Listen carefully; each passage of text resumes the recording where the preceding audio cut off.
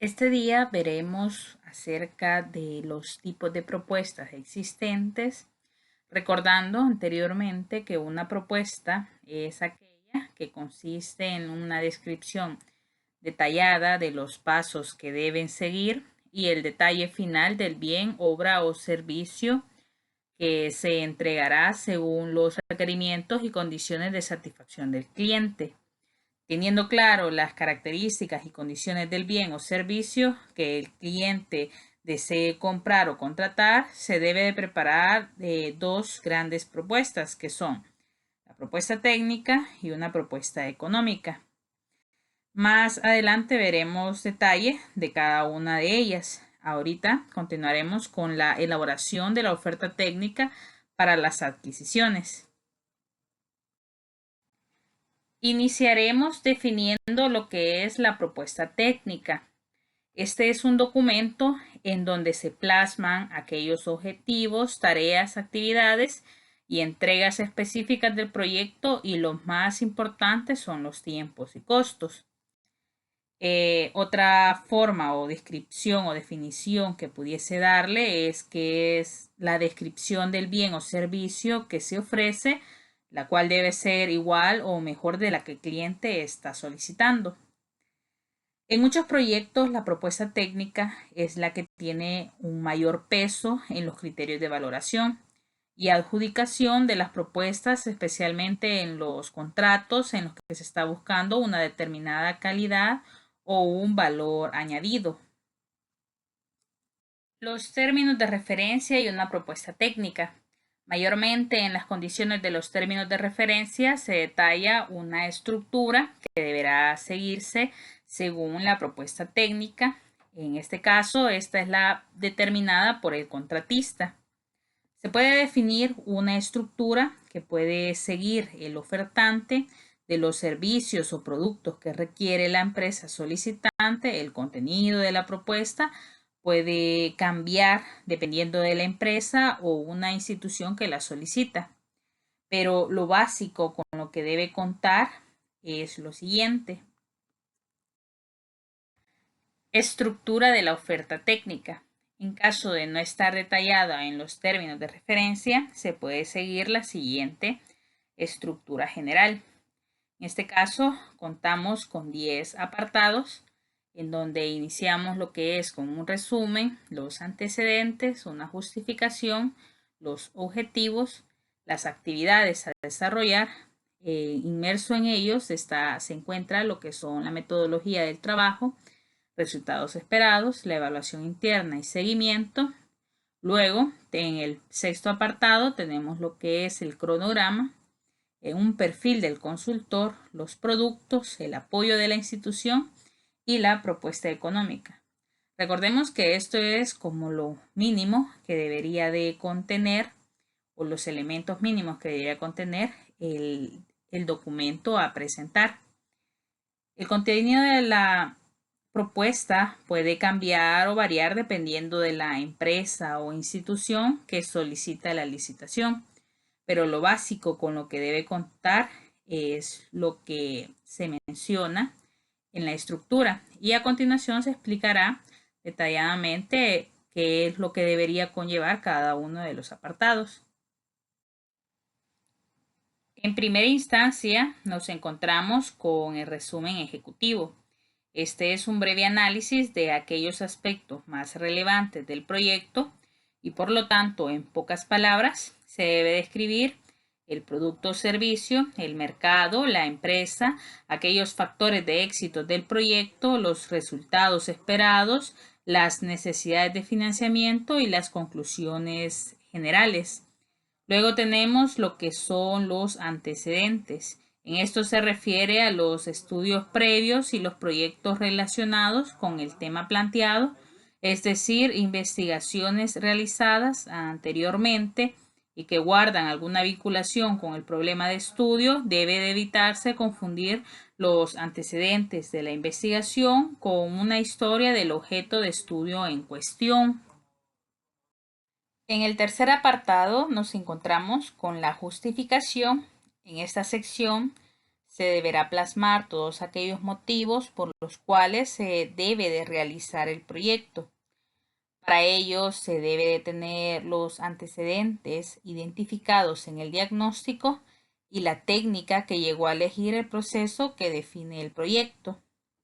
Luego tenemos los objetivos, que se trata de aquellos objetivos que se pretenden alcanzar, los cuales son propuestos por la institución que los solicita. Dada la importancia de estos, deben de cumplir con ciertas características. Entre ellas tenemos que sean claros, que esto quiere decir que deben de estar escritos de forma comprensible y precisa, de modo que sean fácilmente identificables.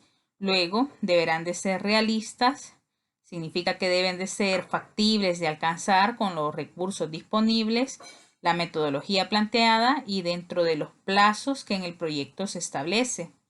Y por último, deberán de ser pertinentes, que deben de tener una lógica relación entre su naturaleza y la situación que se pretende resolver. En el apartado de las actividades a desarrollar, se dividía en 3 elementos básicos, donde incluía una metodología del trabajo. Este es el método o es el camino que se elige para la obtención de un fin. Se explica con el mayor detalle posible cuál es la metodología de trabajo que se va a seguir para poder lograr todos aquellos objetivos propuestos. El proyecto deberá de definir los recursos técnicos o metodológicos que orientan las actividades que contempla. Aquí se puede expresar un conjunto de actividades que deberán desarrollarse para poder prestar el servicio que presenta el proyecto. Es decir, que las acciones y el procedimiento que son necesarios para alcanzar la finalidad propuesta. El planteamiento de la metodología deberá de responder a la pregunta de cómo hacer o desarrollar el proyecto. Para ello es necesario poder enumerar y dar una explicación de los distintos pasos técnicos que deberá de cumplirse o de las distintas etapas que debe de comprender el proceso técnico. Por ejemplo, la metodología para la recolección de requerimientos funcionales y no funcionales para el desarrollo de un sistema de información. Luego tenemos el siguiente elemento que son los resultados esperados. Estos deberán de relacionarse o los resultados concretos de los trabajos y las características del mismo. Y por último tenemos una evaluación interna y de seguimiento que aquí consta de un compromiso de la realización por parte de la empresa de un seguimiento y evaluación de su propio desarrollo de los trabajos, ya que es un aspecto muy valorado. El siguiente apartado es el cronograma, o mejor conocido también como plazos. En este se puede mencionar también el cronograma o calendario de actividades, lo que consiste en ubicar dentro de un periodo preciso cada una de las etapas que deben ser ejecutadas durante el proceso total del proyecto. Luego tenemos lo que es un perfil del consultor. En este consiste en escribir la cantidad y la calidad de las personas que son necesarias para la ejecución de las actividades que contempla el proyecto. En ello deberá de anexarse un currículum vitae para poder ver lo que es el perfil que contiene cada uno de ellos. Junto a esto, deberá de describir la cantidad y la calidad de esas personas. Es necesario señalar las responsabilidades específicas que asumirán en su implementación o en su ejecución.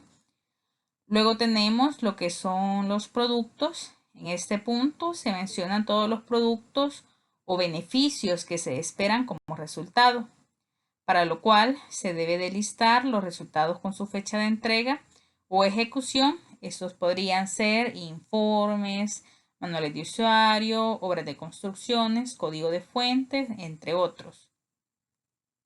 Luego tenemos lo que es el apoyo de la institución. En este apartado del documento se listan todos aquellos recursos o soportes que deberá brindar la institución para la realización del proyecto. En el siguiente apartado tenemos lo que es la propuesta económica. Dependiendo del protocolo que dé la empresa, ese apartado puede o no ir en la propuesta técnica. Y luego tenemos lo que son las mejoras propuestas por la empresa sobre los requisitos exigidos en los pliegos. Si en los pliegos no se solicita un documento en específico para documentar todas aquellas mejoras, es conveniente incluirlas en la memoria técnica en un apartado en específico. En las condiciones de los términos de referencia se detalla la estructura que deberá seguir la propuesta técnica. El no respetar la estructura puede incluso tener un carácter excluyente y quedar fuera del proceso de adjudicación. Esto en el dado caso que los términos de referencia detalle la estructura a seguir. De lo contrario, podría seguirse la estructura general presentada. Suele ser frecuente que la propuesta deba ir acompañada por otros documentos como un plan de calidad, un estudio de viabilidad o alguna relación de elementos innovadores de la oferta recogidos en documentos distintos de la memoria, una muestra del trabajo que se piense realizar o entre otros diferentes tipos de documentos. Las ofertas pueden presentarse bajo tres modalidades o tres presentaciones, que son en un formato físico, vía electrónico o en línea. En un formato físico, para tales efectos, la oferta técnica y económica se presentarán debidamente foliadas en original y copia en sobres separados y cerrados, los cuales deberán ser abiertos en un acto de apertura pública de ofertas. Luego tenemos lo que es la vía electrónica, que utilizando los diversos medios tecnológicos disponibles, tales como el fax, correo electrónico o por cualquier otro medio idóneo que garantice la integridad del documento y la identidad del emisor. Y por último tenemos en línea. Para tales efectos, la oferta se ingresará al sitio electrónico de compras públicas cuando se cuente con la plataforma y medios para tal fin, que garantice la seguridad y confidencialidad. Ahora continuaremos con la elaboración de la oferta económica para las adquisiciones. Recordando que las ofertas, tanto económicas como las técnicas, vienen dadas siempre en la parte de la gestión de las adquisiciones. Luego de haber mencionado ese aspecto importante, pasamos a la definición de la oferta económica, o conocida también como una propuesta económica, y es aquella que se realiza respecto a las respuestas de proveedores potenciales para las adquisiciones y que permite, a partir del análisis del tipo de contrato más conveniente, con un mayor porcentaje de adecuación en el proceso de adquisición, seleccionar a un proveedor para adjudicarle el contrato. Esta oferta muestra por escrito el precio establecido para los productos y o servicios ofrecidos por el proveedor desglosado por ítems según la oferta técnica. Dependiendo de los protocolos del contratista, esta forma parte o no de la propuesta técnica, como anteriormente mencionábamos en los apartados de la propuesta económica, que salía en la parte de la estructura general de la oferta técnica. Los factores a evaluar por medio de la oferta económica para adquisiciones serían los costos, impuestos y algún margen de utilidad. El proveedor deberá de indicar el costo total del bien o servicios que se está ofertando, o costos unitarios, o costos asociados no incluidos, o posibles costos asociados. Dependiendo de los protocolos del contratista, esta forma parte o no de la propuesta técnica. Ahora tenemos los términos de referencia y la oferta económica. La presentación de la oferta económica se encuentra condicionada en el apartado del contenido de la oferta de los términos de referencia. Por otro lado, el formato para presentar la misma se halla usualmente en los anexos del documento de los términos de referencia que emite el contratante. Para poder presentar la oferta económica para adquisiciones se tienen diversos formatos, los cuales pueden ser adaptados según la adquisición que corresponda. Pero en general, estos formatos deberán mostrar la descripción detallada del producto, servicio, cantidad, precio unitario, subtotales y un monto total de la oferta económica. La elaboración de la oferta económica. Se utiliza el formato requerido en los términos de referencia. De no haberse publicado dicho formato, se puede utilizar el propio siempre y cuando no omita especificaciones técnicas, cantidad y esté firmado por un representante legal. Cuando la institución no defina un formato en específico, deberá de tener otra propuesta en donde podrá utilizar un cuadro en el que se listen todos los productos y o actividades que se contemplarán en la consultoría.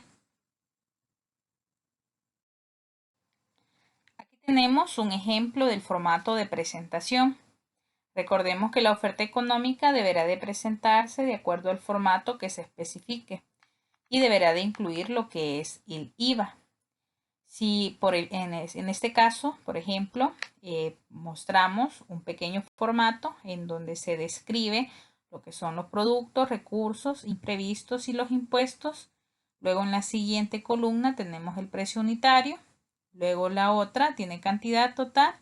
Algo muy importante que siempre debe llevar es el nombre del representante legal y la firma. Pero ¿qué pasaría si hay correcciones por discrepancias en la oferta económica?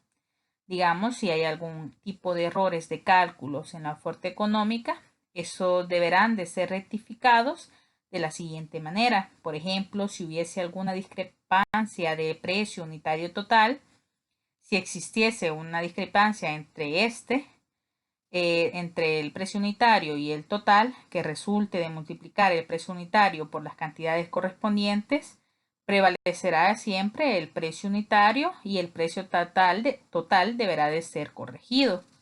Luego tenemos, si digamos hay alguna excepción, la única excepción será un error obvio en la ubicación del punto decimal en el precio unitario, en cuyo caso prevalecerá el precio total y el precio unitario deberá de ser corregido. También pueden haber discrepancias por cifras y letras. Si existiese una discrepancia entre estos, deberá de prevalecer un monto expresado en letras. Si hay una discrepancia de sumatorias, si digamos al efectuar la sumatoria de los precios unitarios o de los precios totales existiera discrepancia con el subtotal ofertado, el subtotal será corregido haciendo la sumatoria completa de dichos montos. Luego tendríamos, también nos podría aparecer una discrepancia acerca del IVA. Si existiese la discrepancia en el cálculo del porcentaje del IVA, este se deberá corregir aplicando el porcentaje correcto con base al subtotal ofertado. Del cuadro anterior, usualmente va acompañado de una carta donde el ofertante declara aspectos tales como la vigencia de la oferta, declaraciones de conformidad, compromisos, entre otros. También hay algo muy importante acerca de si el responsable de gestionar todas las adquisiciones deberá de solicitar una garantía de cumplimiento de contrato en los casos que el bien y o servicio contratado se reciba parcialmente, a excepción de aquellos contratos cuya entrega sea inmediata o en un lapso no mayor a un número de días que según criterios se estimen convenientes, como por ejemplo 15 días hábiles. El valor de esta garantía deberá de ser establecido en las especificaciones técnicas o en los términos de referencia. Esta garantía deberá ser devuelta al proveedor luego de vencido el contrato y cumplidas todas las obligaciones contractuales en un plazo no mayor a una cantidad de días adecuadas, como por ejemplo 20 días o a cualquier días dependiendo del criterio que tengan los proyectos.